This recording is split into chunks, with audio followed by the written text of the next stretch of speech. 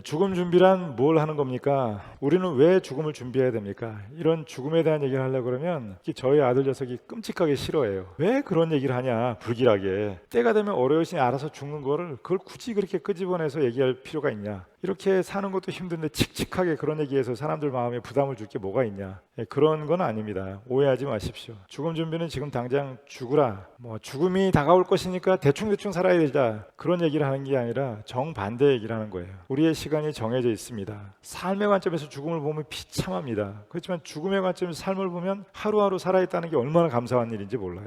오늘은 어제 죽은 사람이 그렇게 살고 싶어 했던 내일이라 그러지 않습니까? 지금 살아있다는 것 자체가 얼마나 감사한 일인지 몰라요. 죽음을 준비한다는 것은 앞으로 다가올 죽음을 늘 생각하면서 우리의 시간이 제한되어 있으니 Don't waste your life. 인생을 낭비하지 말고 허비하지 말고 하루하루를 참 성실하게 살아가자. 정성껏 하루하루 살아가자. 지금 누군가를 만난다면 그 사람에게 최선을 다하고 그 사람을 사랑하고 살아가자. 아니, 내가 죽을 날이 얼마 안 남았는데 부부싸움 하겠습니까? 저희는 부부싸움을 안 한 지가 벌써 수십 년 된 것 같아요. 죽을 날이 멀지 않은데 사소한 것, 아무것도 아닌 것 때문에 마음 끓이고 살지는 않을 거예요. 메멘토 모리, 죽음을 기억하라. 카르페 디엠, 순간을 사랑하라. 지금 순간이 영원하지 않다. 지금을 즐기고 이 순간 살아있음을 기억하고 사랑하라. 죽음은 절대로 칙칙하고 어두운 얘기가 아니라 우리가 살아있음을 깨닫게 해주고 삶이 얼마나 소중한가를 깨닫게 해주는 그런 좋은 교사라는 것입니다. 우리는 죽음이 항상 주변에 있는데 그걸 잊어버리고 살다가 어느 순간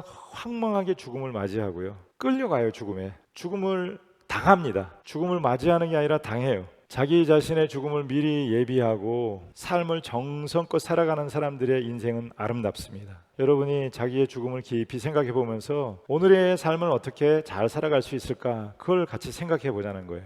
죽음에 관해서 우리가 알고 있는 게 3가지가 있고요, 잘 모르고 있는 게 5가지가 있습니다. 먼저 죽음에 대해서 잘 모르는 것. 첫 번째, 우리가 죽음에 대해 잘 모르는 것은 언제 죽을지 모릅니다. 여러분이 언제 죽을지, 아이들 다 키워놓고 죽고 싶다 그러지만 Nobody knows. 아무도 알 수 없어요. 내일이 될지 모레가 될지. 전에 교회에서 어르신들 모시고 온천에 간 적이 있는데 한 어르신이 온천에서 목욕을 하다가 탕 속에서 돌아가셨어요. 그분 평소에 건강하셨거든요. 아무 문제가 없었습니다. 근데 목욕탕에서 목욕을 하다가 그냥 조용히 돌아가셨습니다. 그날이 언제가 될지 아무도 알 수 없습니다. 한국 사람들은 지금 세계에서 가장 평균 수명이 높아지고 있습니다. 2030년이 되면 전 세계에서 평균 수명이 가장 높은 사람들이 한국 사람이 될 거래요. 그래서 대략 여성은 95세, 남성은 90세 정도까지 될 거라고 합니다. 근데 그거는 평균치고 나에게는 그것이 언제가 될지 잘 모릅니다. 남자들은 보통 자기 아버지의 죽음에 자기의 기대 수명을 마친다고 합니다. 저희 아버지는 74세에 돌아가셨지만 실제로는 69세에 병에 걸리셨어요. 5년은 의식 없는 상태에서 병원에 누워 계시다 돌아가셨거든요. 그 당시에는 의식이 있다고 생각했었는데 지금 돌아서 생각해 보니까 그건 내 생각이었지 전혀 의식이 없으셨어요. 69세에 돌아가셨다고 해도 맞을 것 같아요. 그러면 나는 몇 살쯤 남았나? 한 10여 년밖에 남지가 않은 거예요. 예전에 우리 교회 청년 중에 한 명이 백혈병에 걸렸습니다. 여자 청년인데 너무나 곱고 여기 신구대학을 다니고 있었는데 병원에, 세브란스 병원에 입원해 있었는데 제가 신방을 가서 이런저런 얘기를 나눴습니다. 너무 마음이 아파서 한 주일에 한 번씩 거의 매주 신방을 갔던 것 같아요. 그 아이하고 함께 병이 나으면 어떤 남자를 만나서 결혼하고 어떤 직업을 가지고 아이는 몇 명을 낳고 그렇게 미래를 나눴는데 병을 이기지 못하고 그해 죽었습니다. 자기가 죽을지를 전혀 모르고 앞으로 미래에 많은 계획을 세웠지만 전혀 그 계획을 이루지 못하고 죽었죠. 그래서 우리는 언제 죽을지를 전혀 모릅니다. 그게 내일이 될 수도 있고 10년 뒤가 될 수도 있고 30년 뒤가 될 수도 있습니다. 또 두 번째는 어디서 죽을지를 모릅니다. 차경성 군사님은 어디서 죽기를 바랍니까? 집에서 죽으면 좋겠죠. 네. 근데 그게 허락이 될까요? 허락이 될 수 있어요. 그건 권사님이 유언을 남기면 돼요. 근데 유언을 안 하면 대부분 임종의 순간이 되면 어떡할까요? 가족들이 병원에 전화를 하겠죠. 그럼 119가 와서 모시고 병원에 갑니다. 그럼 그 다음서부터는 모든 게 의사의 손에 달려 있습니다. 당신의 죽음이 본인의 손에 안 달려 있고 누구의 손에? 의사의 손에 달려 있어요.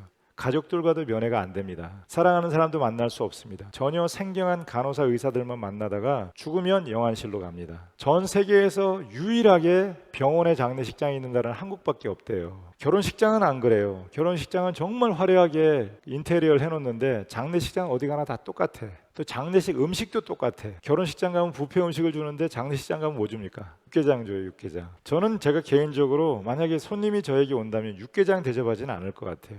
근데 마지막 제 인종을 참여해 준 분들에게 육개장을 선물을 해야 돼요. 저는 절대 그러고 싶지 않아요. 그러니까 지금 유언을 한다면 내 장례식에 오는 분들에게 육개장을 주지 말고 스파게티를 주세요. 피자를 주시면 좋을 것 같아요. 또 장례식이 되면 늘 꽃은 한결같이 국화꽃을 놓는데 오히려 저는 프리지아를 좋아해요. 프리지아를 다 꽂아놓으면 좋겠다. 그런 거는 준비한 사람만 됩니다. 왜 집에서 못 죽을까요? 본인이 사전 의료 연명서라고 하는 것을 작성해 놓지 않으면 가족들은 어쩔 수 없이 다 병원에 전화를 하게 되고 병원에서 임종을 맞이하게 되고 임종하고 나면 장례식장으로 바로 내려가게 됩니다. 영안실로. 그리고 거기서 이제 화장장으로 가든지 이렇게 진행이 되거든요. 현대 사회에서는 죽음을 이제 우리가 체험하는 사람이 아니라 관찰자로 참여를 하게 된대요. 임종하게 되면은 집에 못 있는 첫 번째 이유가 대부분 다 아파트형의 주거 형태를 가지고 있다 보니까 아파트에는 관이 못 들어간다는 거예요.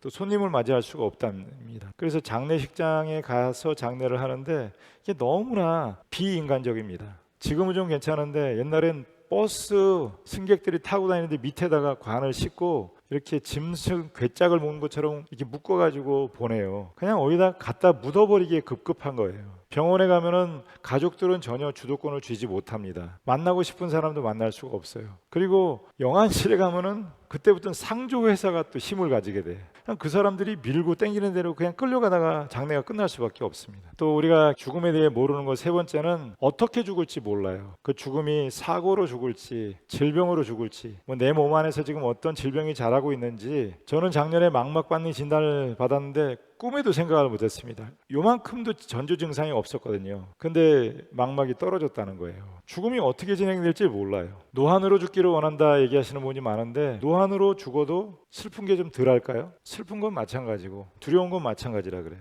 또 우리가 죽음에 대해서 잘 아는 게 있습니다. 5가지가 있는데 첫 번째, 사람은 누구나 죽는다는 사실을 압니다. 여러분 죽습니다. 저도 죽을 거예요. 우리는 다 압니다. 남자도 죽습니다. 여자도 죽습니다. 늙은이도 죽습니다. 젊은이도 죽습니다. 늙은 사람만 죽는 게 아닙니다. 젊은 사람도 수도 없이 죽습니다. 미국 사람도 죽고요. 한국 사람도 죽고 대통령도 죽고 노숙인도 죽습니다. 남녀노소 빈부격차 상관없이 누구나 사람은 죽습니다. 근데 이상하게 사람들은 나는 아니라고 생각해요. 우리 가족은 아니라고 생각해요. 내 아내는 아니라고 생각하고 내 남편은 아니라고 생각해요. 그러다 어쩌다 내 남편이 죽으면 아내가 죽으면 엄청나게 당황을 하고 죽음을 맞이하는 게 아니라 죽음을 당하게 되는 것이죠. 이 두 번째 죽음에 대해 우리가 알고 있는 것은 죽으면 순서가 없대요.